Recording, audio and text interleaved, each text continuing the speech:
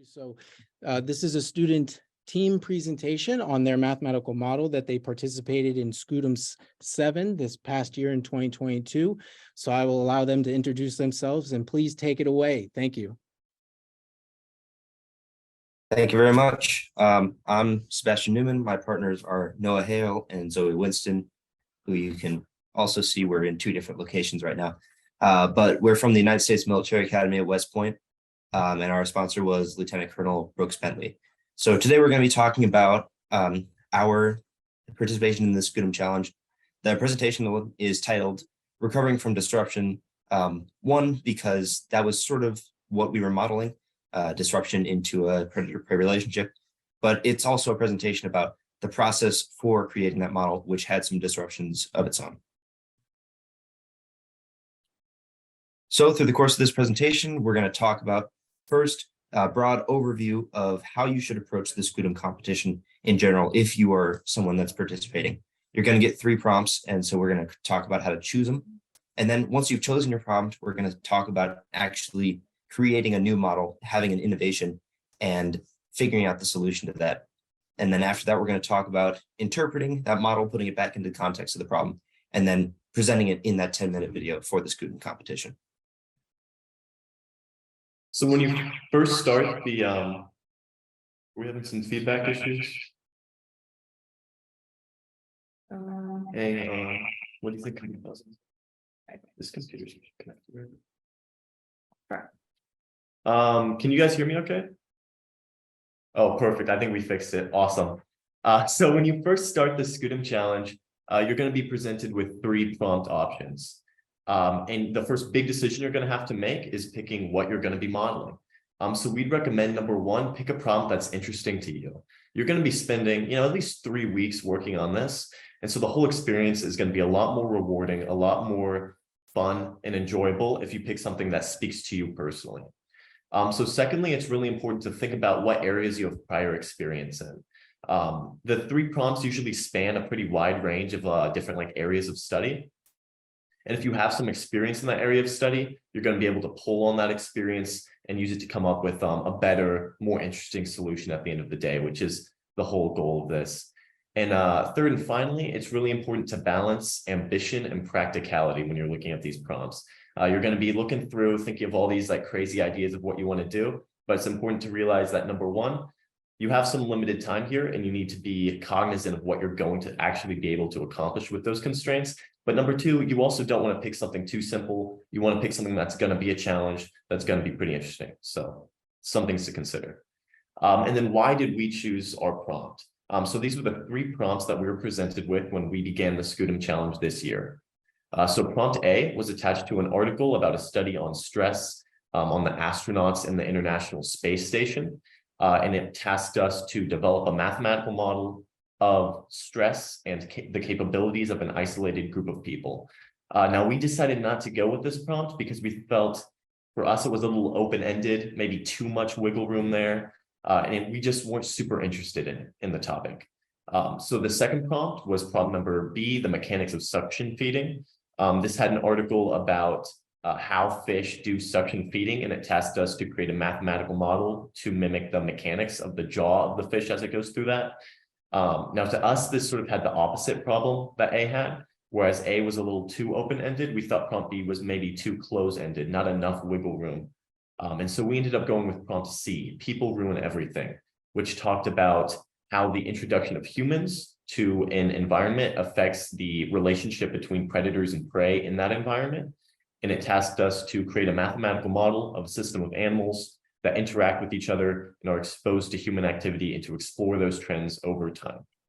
So we thought that this would be a great prompt because it definitely gave us some direction while also leaving some wiggle room for creativity. And additionally, we all had some past experience in this area because we dealt with population predator and prey models in the past. So next, now that you've selected your prompt, it's important to understand what the prompt itself is actually asking. So read through the prompt. Most of the prompts for SCUDEM are going to have a lot of background information and a lot of information that doesn't necessarily tell you what specifically you're trying to find, but instead provides context for why You might have chosen that problem as one or something along those lines.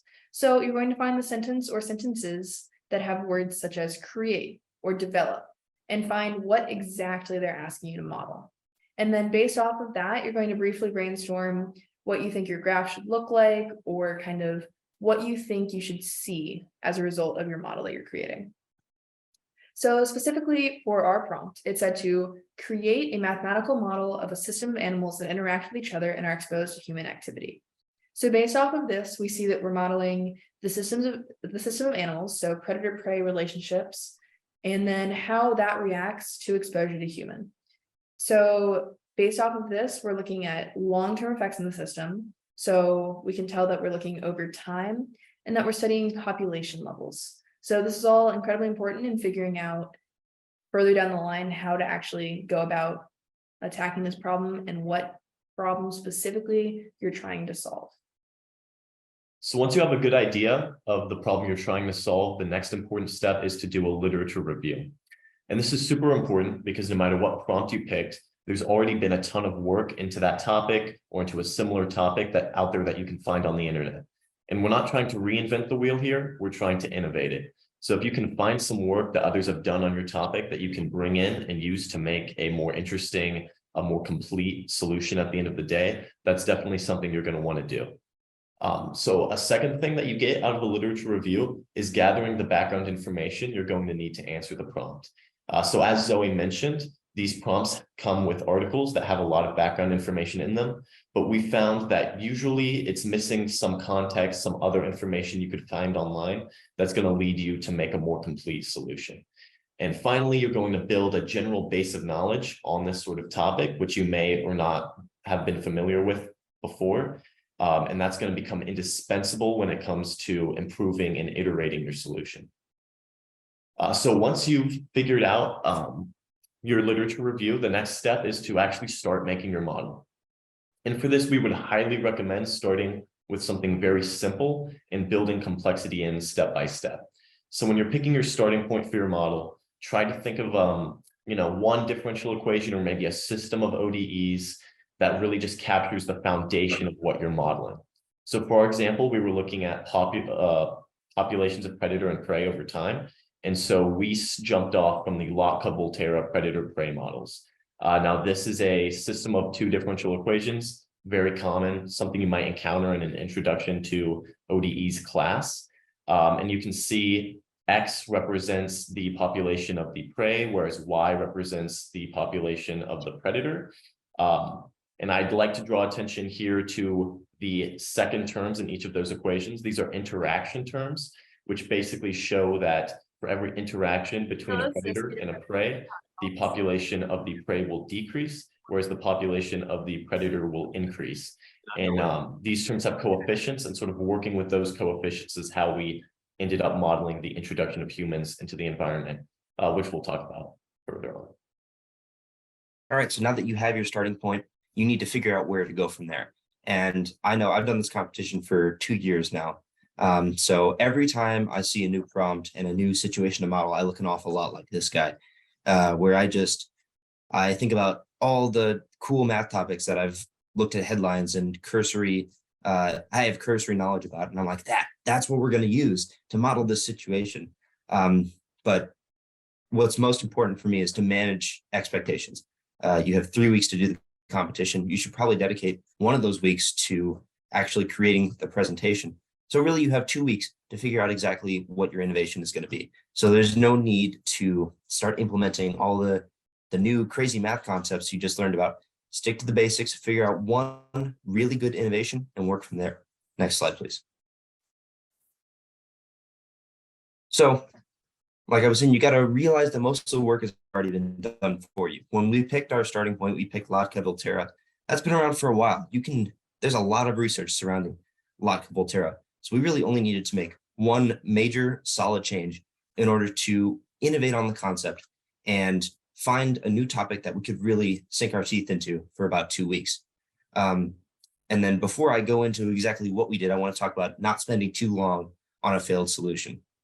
So failure is not really failure. The only failure in this case is giving up. So if you pick a solution and you dive into it and you just notice that the concept that you're dealing with isn't actually as interesting as you initially thought, or you've exhausted all the different avenues that you could have approached it and you're just like, there's nothing here, then it's time to move on to a new topic. You can figure out a new innovation, new thing, and the work that you've already done on that previous failure is going to help you a lot when you actually come up with the solution that you're going to present. So for our case in particular, the only thing that we changed from the Lotka-Volterra equation was modifying the interaction terms that you saw in the previous equation. Those B and D terms used to be constants, and we turned them into differential equations. In doing so, we opened the door into a world of possibilities that allowed us to really explore, well, what would this interaction really look like? What kinds of functions can we apply to the constant coefficients and turn them into something new? And from there, we were able to explore so much, and only a small fraction of what we actually found was presented to you in the final product.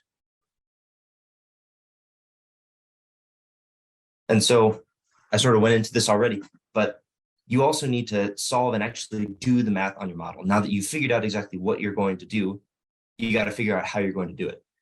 And so, not to discourage you from doing all the filling the chalkboards with math and stuff, but if you're going to present this in a succinct way to your audience, a numerical solution is generally the way you want to go. So to do that, you're going to need to familiarize yourself with some software. So MATLAB and Mathematica are obvious choices, and they're great for this purpose. But we actually used a software called Manim, which is an open source Python library that was created by the math YouTuber 3Blue1Brown. So it was very different from what you might expect plugging numbers into MATLAB or Mathematica, but it was very useful for our purposes because we wanted to model a system over time, and animations are really great at modeling systems over time. It models each frame of an animation as a discrete time step. And so that's exactly what we needed for our purposes. So Manim worked out great, and it also created some really pretty pictures at the end of it. And the animation you see now was created in Manim. Okay, so now that you've solved your equation, you have your finalized equation and some of your graphs, you now have to put this back into the context of the problem. All right, the numbers and the variables and all that is great. You need that to solve it, but it doesn't mean anything to your audience unless you explain what that means and how that correlates in the context of the problem. So what do I mean by that? I mean, you have to explain, first of all, what your variables are if you're presenting an equation.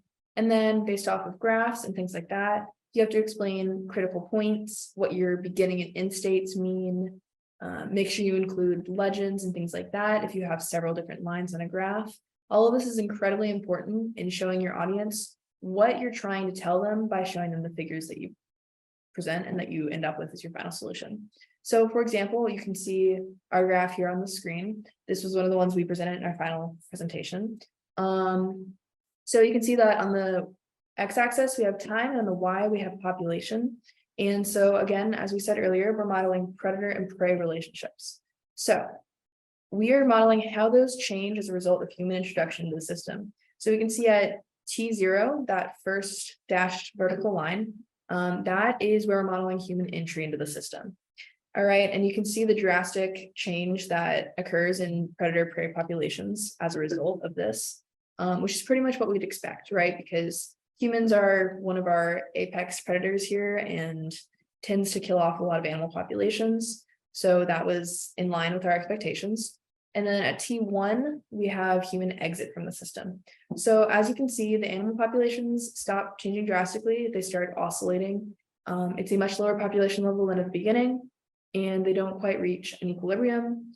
However, they do stay around the same line, which is what you would expect once humans have exited from the system.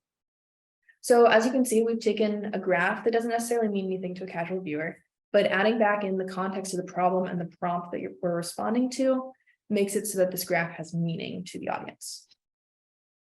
So now that we've taken that, for the presentation itself. So how SCUDEM presentations work is that you submit a 5 to 10 minute YouTube video that's unlisted, and then that goes to the graders, right? And so a panel of judges views all of the videos, gives feedback, scores them, and you can receive a couple different scores based off of how they think your presentation went. But so in this presentation, it's incredibly important to choose your figures wisely to show varying levels of things. So like whether the populations go extinct, for example, in our problem specifically, it's important to show all of that variety. And then additionally, it's important to know your audience. So tailor the technical information based off of your, like the knowledge your audience has of the topic. So an example would be this slide, right? This slide has a lot of math on it. It's extremely technical and has more math than you need to explain what your topic is. So this is probably not the greatest example of what to do. This was something that my group members have presented in the past. And for a presentation like this, for example, it's not relevant to what we're talking about. We are talking about like our problem solving process. So adding something in like this is too much technical information for your audience. So it's incredibly important to understand how in depth you should be getting with your knowledge.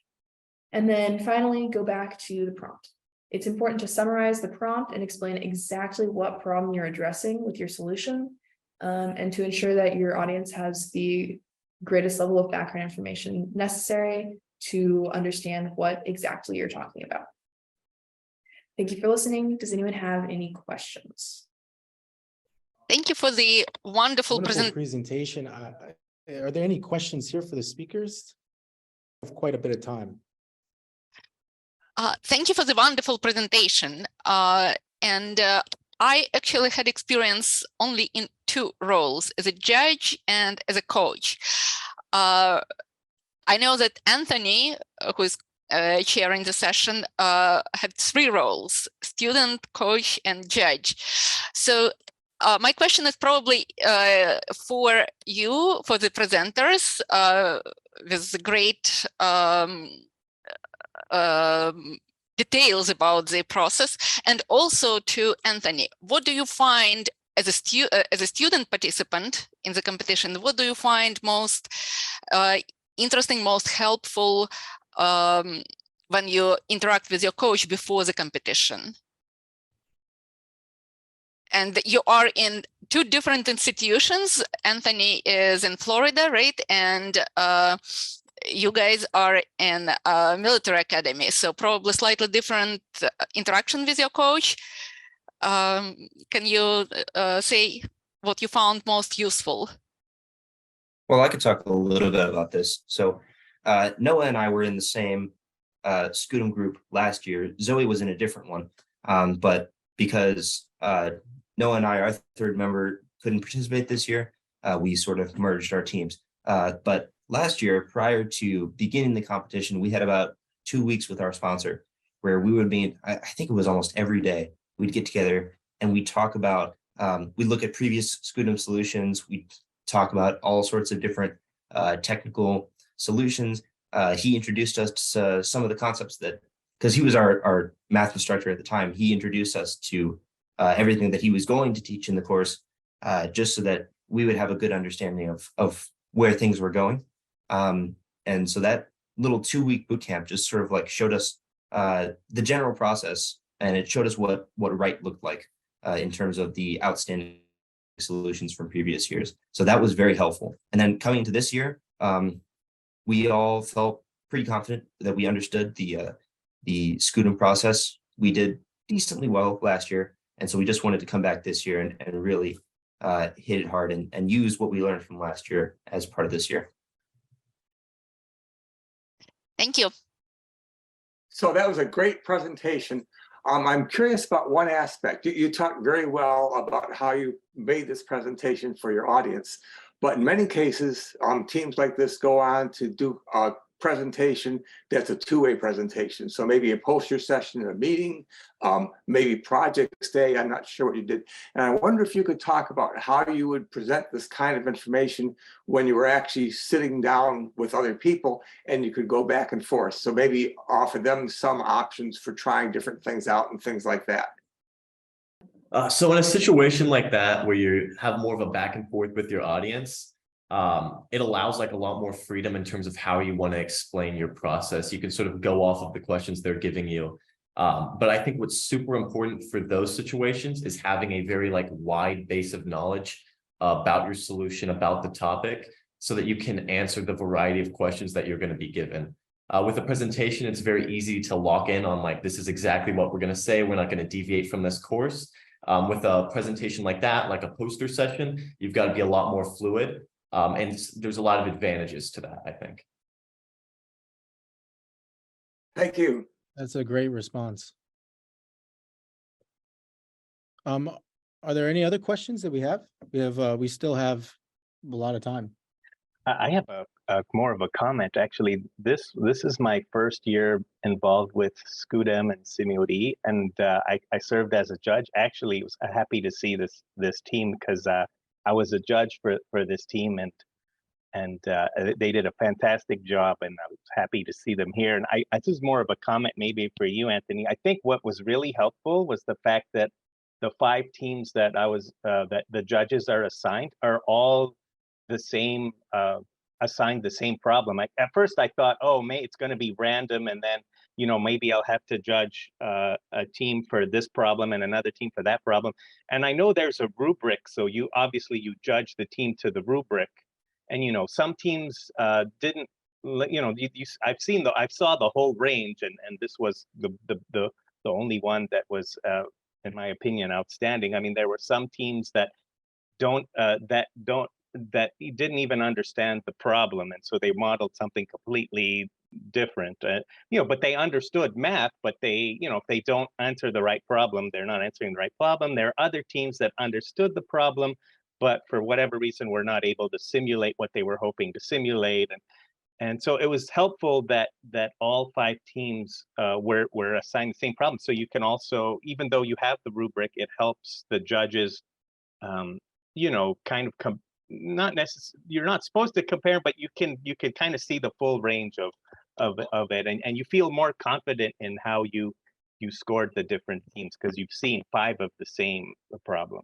Yeah, and that's definitely the intent. And right now, I don't want to say this out loud because I don't want it to go the other way. Right now, we have a lot of great volunteers that are willing to judge, and this is such a great aspect, and if we didn't have so many judges, then we would probably have to have judges do different problems. But that was definitely something that we kept in mind, because how can you compare and rank different problems, right? And when you're bouncing back and forth, you forget what you said about this one and that one. So it's really good to keep that rubric. So yeah, I do definitely agree. So that is a great comment. Are there any other further questions? I do have some comments as well about the talk. Are there any other further questions from anyone else? Well, I'd like to ask a question of the team, if I could, please, about their learning. Absolutely. I was wondering if the team members could say more about whether they learned more, let's say mathematics. Let's narrow it to kind of their mathematics. Did they learn more mathematics from their preparation, maybe with a coach, from their each other, from the other team members, or the research and the thinking they did during the contest and writing up or presenting their solution for video? Wonder if there was a place where a lot of learning took place that maybe is not obvious to people who don't go through the experience. Yeah, so I can address that. I know, so the 3 of us all met in a differential equations modeling class, actually, which aligns pretty closely with the whole SCUDEM competition and definitely helped. And our coach was our instructor for that class. So we definitely learned a lot from both the class and from meeting with our coach beforehand. But I think I personally, at least, probably learned the most during like our brainstorming sessions for the problem. We had a couple sessions where we just sat down with a whiteboard and said, okay, what ideas do we have? What do we think this graph should look like? And went through a whole list of possibilities. We had a very wide range of ideas, and the research that spawned from each of those ideas definitely taught me the most about the math behind modeling with differential equations, and was incredibly interesting. So yeah, I don't know. We just all worked well together and added in our own ideas, which then led to further research that taught us about the math behind it. I have a question. I was wondering that when you go through these kind of training, and once you try to solve this kind of problems, have you ever thought about where this kind of things can be applied in any industrial settings or industrial problems or in biomedical applications? Have you ever thought about that one? How you can, continue this process? How you can extend this idea? Yeah, so for sure, there's always an eye on that. I think sometimes the process of modeling like real world phenomenon is underserved in math classes. But Correct. that's of course one of the areas where math is the most useful in the industrial setting. So Yeah. I probably will never find myself in a situation where I'm trying to model the population of rabbits or foxes. But it is very likely that if I go into more of a STEM related job, I will be using differential equations to model something that I'm seeing. And so I think it's very useful, this the problem solving process that you learn while doing this competition, I think would be very applicable to the real world. Yeah, I mean, because I asked this question, I teach differential equation, partial differential equation, and then I also work in the summertime in industry. I see a lot of, reaction process. I work in one of the, topmost 10 best companies or the chemical companies, and I see slowly these kind of computer simulations and in many chemical reactions, for example, and you can really bring this idea. Of course, the problem is what happened. You can't take the data from the company and bring it back to the classroom. They're all proprietary kind of a thing. But you can cook up this one. That's when you guys did a very good presentation. I tell you, I always go to SIAM and, judge people. I judge a couple of times, SCUDEM. It is interesting to see very well thought presentation, Noah. I mean, I couldn't attend the whole of this one. I only attended because I could not locate this one. I was literally, at this time, I have a PhD student working a little more higher levels of that one. And this is an unsolved problem. I could say very indirectly, an unsolved problem in the material science. It is so funny. And, the way in which you guys explained, if you guys start thinking and, looking at different kind of material properties, biomedical applications. I have a couple of kids in the medical school. I can see them, like you guys just started going to medical school. They keep thinking in that direction. I immediately, one of the kids, I asked them, hey, you studied in your differential equation predator-prey. Can you thought about that one? Oh, that's not the one. One of them is working in the cancer research. That's why. That's why you guys have to think a little more and start reading the literature. So you can make a lot of connection between what you learned in differential equation, and then you're taking that information into the practical world. This is one of the best presentation, I can tell you. This I commend for this one. I don't even know you guys, I feel like, you guys learned. Who is your instructor? Who did this one? An excellent job. Thank you very much. Appreciate that.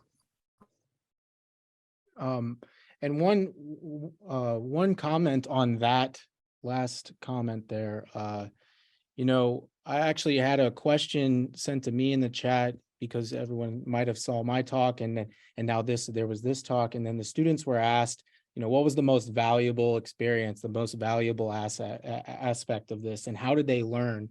What was the most valuable part? And from my standpoint, now that I've been a student and I've grown, this is the experience that let me fall in love with pursuing a mathematical career.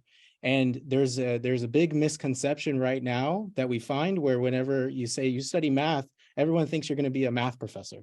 Everyone thinks that you're going to teach calculus or you're going to teach algebra or differential equations, but there's other career paths available where you can do a mathematical research perspective.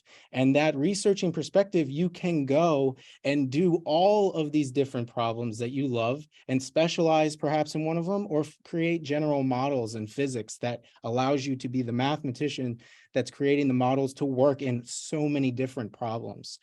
So that was a comment there on that. And then while I have the mic here, I just wanted to say, I really loved in your presentation, guys, you said, don't reinvent the wheel. This is something that as a coach, I experience, and I've coached for years now, and the students want to do something that's absolutely extraordinary. And they want to say, what are the basics I need? And then they get caught up. And even though 3 weeks is a lot of time, in my opinion, as a coach, they will spend that 3 weeks trying to reinvent the wheel. And so that was a great aspect that you guys said. I really, I believe in that. And what you did is you took your knowledge and you took things that existed and you implemented them to solve a problem. And that's the goal. Minimal viable product to get a perfect solution. And then after you get that, you can start perfecting it. So that was great, guys. I really like that. And I also really liked the reason, as you explained, why you use this other software as opposed to MATLAB and Mathematica, the Manium. I'm not familiar with it, so I appreciate you showing us and introducing that to me, because I want to explore it more as another resource available for the students that I coach. So thank you, and great presentation there.